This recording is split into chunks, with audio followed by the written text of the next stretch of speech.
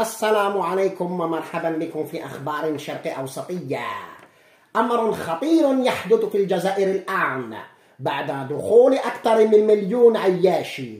نعم، أكثر من 1,000,000 عياشي حسب جريدة ميليتاري واتش في تقرير من البنتاغون المقتبس من الحموشي أونلاين. نعم، وهذا العياش في الجزائر يعملون في البلاط ويخدمون في البلاطر من طراز CCP MV CRB المشبع بزطلة عالية التخصيب بطريقة إيرانية.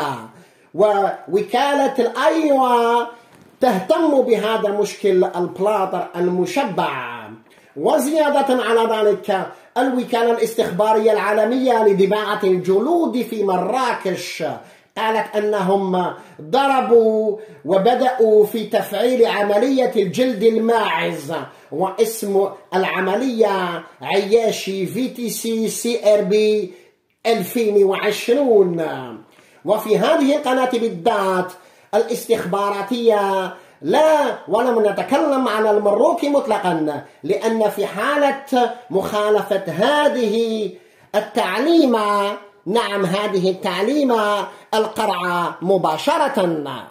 والسلام عليكم، وفي فرصة أخرى إن شاء الله.